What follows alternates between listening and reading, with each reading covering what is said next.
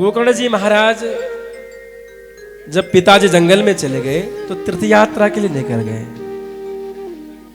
धुंधुकारी और धुंधुली दो ही घर पे रहते थे। अब तो धुंधुकारी ने इतना कुकर्म कर दिया कि माता जी भी बड़ी परेशान हो गई। समझाती है, कुछ समझता नहीं है, इसलिए समय में समझाना चाहिए। जब बच्चे बड़े हो जाते हैं तो समझाने का कोई अर्थ है नहीं।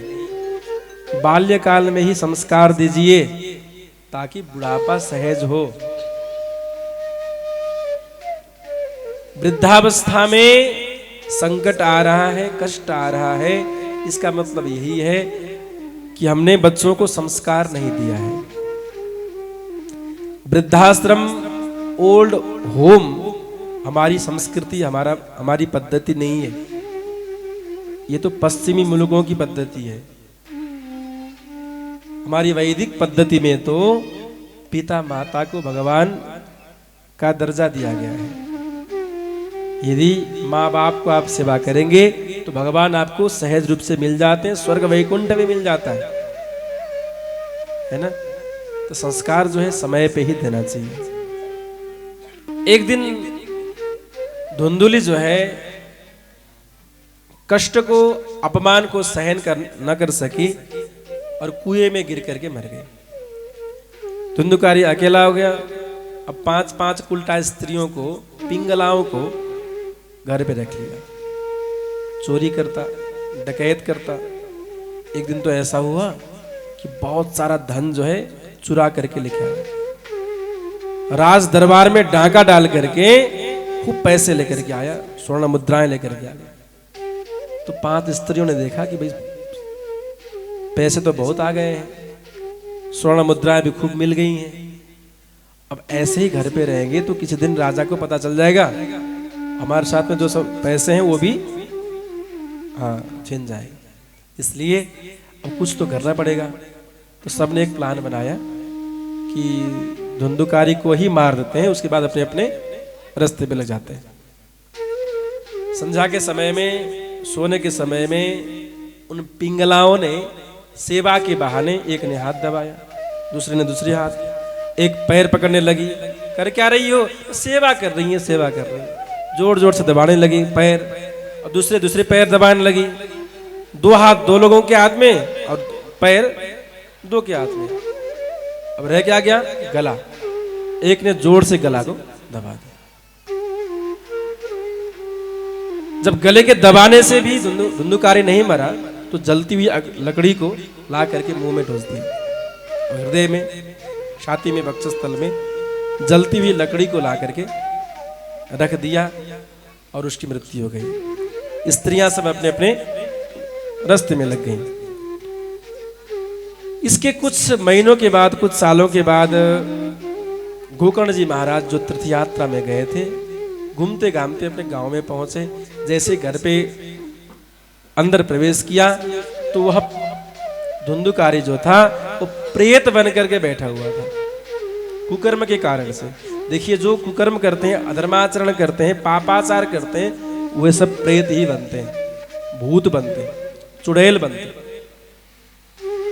देवता बनना है अथवा भगवत धाम पे जाना है तो सत्कर्म करना पड़ेगा।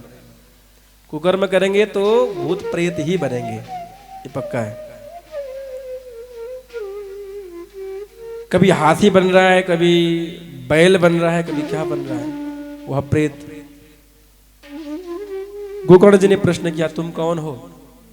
वो कुछ नहीं बोल सका। तो हाथ में जल लेकर के जब तीर्थ का जल छिड़क दिया तो वह प्रेत बोलने लगा, अहम भ्राता त्वदीयोष्मि धुंधुकारीति नामतः स्वकीयेनैव दोषेण ब्रह्मत्वं नाशितं मया। मैं आपका भाई हूं, धुंधुकारी हूं। मैं अपने कुकर्म के कारण, अधर्म के कारण मैं प्रेत बन गया हूं। मेरे भाई, कुछ तो करो, मुझे इस प्रेत योनि से मुक्त करो। मैं अपने ही कुकर्म के कारण से, मेरे ही कारण से मेरी माता ने प्राण हत्या कर लिया, पिताजी घर छोड़ के चले गए, इतने कुकर्म मैंने किए हैं, अब मेरे उद्धार के लिए कुछ करो। गोकर्ण जी कहते हैं आपके लिए हमने गोकर्ण श्राद्ध की, गया श्राद्ध की, कई तीर्थों में जाकर के हमने पिंडादि दान किया है, श्राद्धादि कर्म कर दिया है, अभी भी आप मुक्त नहीं हुए हो। तो प्रेत ने कहा गया श्राद्ध सतेनापि मुक्तिर्मेन भविष्यति, गया में जाकर के 100 बार श्राद्ध करेंगे तो भी मेरी मुक्ति संभव नहीं है, क्योंकि हमने इतना पाप किया है, कुकर्म किया है। कुछ करो भैया, मैं बहुत दुखी हूं और प्रेत योनि में, प्रेत अवस्था में बहुत ही कष्ट मिल रहा है। गोकर्ण जी ने कहा तुम चिंता मत करो, मैं कल सुबह ही कुछ उपाय ढूंढ लेता हूं। सुबह स्नानांत के बाद सूर्य भगवान को अर्घ देते हुए प्रश्न किया भगवान सूर्य नारायण से, गोकर्ण जी ने, कि प्रेत को उद्धार करने के लिए उपाय क्या है। तो भगवान सूर्य जी ने कहा श्रीमद् भागवतान मुक्ति सप्ताहं वाचनम कुरु इति सूर्य वचः सर्वे धर्म रूपम तु विश्रुतम। प्रेत अथवा पितरियों के उद्धार के लिए दुनिया में केवल एक ही उपाय है, वह है श्रीमद् भागवत।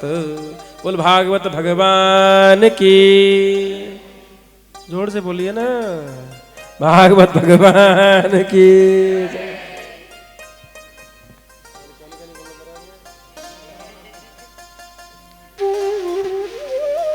श्री राधा माधव भगवान की।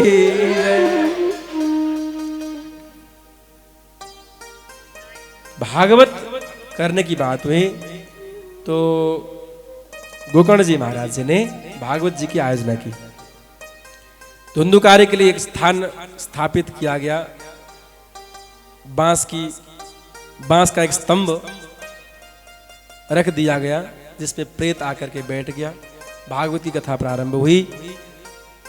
जैसे जैसे दिन बीतते वैसे वह बांस में से जो गांठ जो है टूट जाता है। सप्तम दिवस में 7 वह छिद्र, वो गांठ जो है टूट गए और दिव्य पुरुष प्रकट होकर के सामने उपस्थित हो गए। भगवान के दूत पार्षद धुंधुकारी को लेने के लिए आ गए। गोकर्ण जी महाराज जी ने प्रश्न किया, कथा श्रवण करने वाले तो बहुत लोग हैं, पर मुक्ति धुंधुकारी को ही केवल क्यों? तो भगवान के पार्षदों ने बड़ी अच्छी बात कही। क्या कहा? श्रवणम तो कृतम सर्वे न तथा मननम कृतम श्रवणस्य विभेदेन फल भेदो प्रशंसितः। कथा तो सबने श्रवण की, पर कथा के नियमों को सबने पालन नहीं किया, इसलिए सबको मुक्ति नहीं मिली। धुंधुकारी ने श्रवण भी किया, मनन भी किया, चिंतन भी किया, निधिध्यासन भी किया और पुनरावृत्ति भी की। ये सब कथा श्रवण के नियम। कथा श्रवण करने के बाद चिंतन करना जरूरी है। आज कथा में जो कहा गया उसके विषय में चिंतन करना और पुनरावृत्ति करना, बार बार सोचना कथा में क्या कहा गया और उस विषय में पुनरावृत्ति करना पड़ता है। यदि विधि विधान से कथा श्रवण करेंगे तो आज भी विमान हमें लेने को आ सकता है। विमान का अर्थ है विगता माना, मान अपमान का भेद जिसके जीवन से निकल जाए वह विमान है। मान अभिमान से जो ऊपर उठ गया उसे समझ लीजिए विमान प्राप्त हो गया, अथवा उसके लिए स्वर्ग का द्वार अथवा वैकुंठ का द्वार जो है खुल गया। किसी ने प्रश्न किया, पहले तो विमान आते थे, अब भी क्या विमान आते हैं? भागवत सप्ताह के अंतिम दिन विमान क्या आते हैं? अब भी आते हैं, पर जाने के लिए कोई तैयार है नहीं। कई बार विमान आए और खाली लौट गए। क्योंकि जाने के लिए मरना पड़ता है। यह पृथ्वी का नाम जो है मृत्यु लोक है, यहां से जाने के लिए मरना पड़ता है। भगवान के पास विमान लेकर के आ गए और पूछा कि कोई जाने के लिए तैयार हो, तो किसी ने भी, सबने मना कर दिया, नहीं नहीं नहीं हम नहीं जाएंगे, हम नहीं जाएंगे, अभी तो बच्चे छोटे हैं, अभी तो घर बनाना है, अभी तो बहुत सारा काम पड़ा हुआ है, अभी नहीं जाएंगे। तो कई बार विमान वापस चले गए, इसलिए अब आना ही बंद कर दिया। किसी का विशेष डिमांड हो तो हो सकता है विमान आ जाए। कोई है जो जाने के लिए तैयार है? हम तो जाएंगे नहीं। आप में से कोई हो तो बताइए। सब तो 7वें दिन विमान आ जाए, फिर ये मत कहना कि भाई कथा के बीच में चले गए, कथा के अंतिम दिन चले गए। हम तो 100 साल के बुजुर्ग भी कोई मर जाते हैं तो भी महीने भर रोते रहते हैं कि चले गए जी, चले गए जी, चले गए। मरना ही पड़ता है जी, बिना मरे तो यहाँ से यात्रा प्रारंभ नहीं होती है, ठीक है ना। तो अब विमान आए या ना आए, हमारे जीवन से अभिमान निकल जाए, है ना, स्वभाव भगवान के भक्तिमय बन जाए, यही काफी है। भक्तवत्सल भगवान की। पुनः सारे ग्रामवासियों ने कहा कि धुंधुकारी के लिए तो विमान आ गया, अब हम लोगों को भी जाना है, वैकुंठ जाना है। तो गोकर्ण जी ने पुनः भागवत की कथा आयोजना की। दूसरी बार सबने बड़े प्रेम से, नियम से भागवत की कथा श्रवण करी। दूसरी बार विमान ही नहीं, साक्षात हरिराविर बभूवः, साक्षात भगवान ही प्रकट होकर आ गए, क्योंकि सब गांव वासियों ने बड़े प्रेम से कथा श्रवण किया था। विमान लेकर के साक्षात भगवान प्रकट हो गए, भगवान के पार्षद भी प्रकट हो गए। प्रहलाद तालधारी, तारे लगतया चोद्धव कामशधारी, वीणाधारी सुदर्शी, स्वर कुशलतया राय करता अर्जुनो भूत। सब भगवान के पार्षद, प्रहलाद आ गए, उद्धव आ गए, देवर्षि नारद जी प्रकट हो गए। सब भगवान के पार्षदों ने बड़े प्रेम से गाया और भगवान की महिमाओं को चिंतन किया। भक्तवत्सल भगवान की। तो कथा श्रवण करने का भी कुछ नियम विधि आगे जाकर के महात्मा के 6वां अध्याय में वर्णन करते हैं। सप्ताह का नियम क्या है? 7 दिन तक हो सके तो फलाहार ग्रहण करके कथा श्रवण करना चाहिए, हो सके तो। यदि फलाहार ग्रहण से शरीर में शिथिलता आ रही है, पर्याप्त मात्रा में ऊर्जा नहीं मिल रहा है, अथवा कथा श्रवण करने में विक्षेप हो रहा है, तो शुद्ध आप जो है रोटी कथा के बाद ले सकते हैं। एक बार सुबह कुछ फलाहार ग्रहण किया, फल दूध ले लिया, काजू बादाम ले लिया थोड़ा बहुत, उसके बाद जो है शाम को रोटी सब्जी आप लोग ले सकते हैं। यदि एक बार भोजन करने से भी मन तृप्त नहीं हो रहा है तो आप बार बार कर लो, कोई दिक्कत नहीं, पर कथा श्रवण करो, यही नियम है। अरे कहा गया है ये एक बार ही भोजन करना है, कौन कथा श्रवण करे, कौन सप्ताह लगाए, भाई भूखे रहना पड़ता है। कह करके ऐसा ना हो कि कथा ही बंद हो जाए और पंडित जी लोग देखते रह जाए, कलाकार लोग भी देखते रह जाए। ऐसे अच्छे अच्छे कलाकारों को दोहरी साँझ जाना पड़े, फिर तो दिक्कत हो जाएगी। इसलिए कथा कराइए, खूब कथा कराइए। तो नियम तो हम बताएंगे, और नियम जितना आप लोग कर सके उतना करिए, ठीक है ना। शयन करना है जमीन में, खाट पे, बिस्तर पे, पलंग पे नहीं। यजमानों के लिए विशेष नियम है, जमीन पे शयन करना है। ब्रह्मचर्य में रहना है कम से कम 7-8 दिन पर्यंत, और जितना हो सके मौन रहना है, ज्यादा बोलना नहीं है।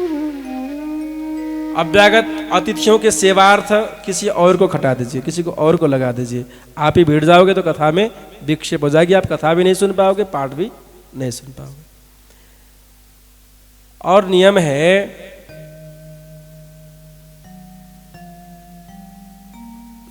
यथेष्ट पर्याप्त मात्रा में लोगों को निमंत्रण करें, सबको बुलाएं, ताकि आपके घर पे आयोजना की गई भागवत में बहुत से बहुत लोग आएं और कथा का आनंद ले सकें। निमंत्रण भी सबको, आसपास के लोगों को, पड़ोसियों को, अपने परिवारजनों को, परिकरजनों को निमंत्रण देना। और भागवत में तो यहां तक लिखा गया है कि सप्ताह में कितना खर्चा करें। विवाहे यादृशम वित्तम तादृशम परिकल्पयेत। यजमान जी ध्यान देके सुनिएगा, कितना खर्चा करें? तो विवाहे यादृशम वित्तम, अपने घर पे शादी होती है, विवाह होता है, बेटी के विवाह में जितना आप खर्चा करोगे उतना खर्चा सप्ताह में करना जरूरी है। इसका मतलब है खूब दिल खोल के खर्चा करिए। राधे राधे कहेंगे सब लोग, और जोर से कहिए। विवाहे यादृशम वित्तम, तो सप्ताह कथा अथवा पुराण घर पे लगाने वालों को इतना कम से कम ध्यान रखना चाहिए कि हम कथा अथवा यज्ञ लगा रहे हैं तो कम से कम खर्चा तो होना ही होना है। वो तो होगा ही। इतने लोग आप बुला रहे हैं, खिला रहे हैं, पाल रहे हैं ना, कलाकार लोग हैं, सब लोग हैं, इतनी लंबी चौड़ी टीम है, पंडित जी लोग, आचार्य लोग, ब्राह्मण लोग आए हुए हैं, संतों लोग आए हुए हैं, अभ्यागत अतिथि लोग आए हैं, तो खर्चा तो होगा ही होगा। जितना आप सोच रहे हैं उससे 2-4 लाख एक्स्ट्रा ही खर्चा होना है। राधे राधे। इंजीनियर साहब सोच समझ के बैठिएगा। डॉक्टर जी, इंजीनियर जी, बेटियों को कहूँगा मैं तो, पिताजी तो बूढ़े हो गए। हाँ, भक्तवत्सल भगवान की अझै लेख्या छ त भन्नै पर्यो मैले है। गर्नभन्दा पहिले सोच्नै पर्छ। पछि ला 5 लाखमा हुन्छ भनेको 25 लाख खर्च भयो भन्ने समस्या हुन्छ नि। पहिले क्लियर गरिदिएपछि सजिलो भयो। किनभने यो नियम हो कि कथा गर्दाखेरि यदि कंजूसियाई गरियो भने समस्या हुन्छ। बिल्कुल दिल खोल करके आप खर्चा करें। जितने भी लोग आपके यहाँ आए हैं सबको बढ़िया खुशियाँ, बढ़िया भोजन मिले, है ना, बढ़िया चक से दक्षिणा मिले, और जो लोग आपसे जुड़े हुए हैं सबको खूब खुशी मिले, क्योंकि जीवन में बार बार तो करना है नहीं, जीवन भर लोग याद करेंगे। कलाकार लोग, पंडित जी लोग, ब्राह्मण जी लोग ऐसे ही होते हैं, जिनका खाते हैं उनका गुणानुवाद, गुणगान जीवन भर गाते ही रहते हैं। अरे यादव जी की कथा हुई थी, अरे बड़ा आनंद आया, कृष्ण कन्हैया लाल की। ये नियम बताया गया है। शुद्ध भोजन, शुद्ध आहार, शुद्ध सोच, शुद्ध स्वभाव और मौन व्रत आवश्यक है।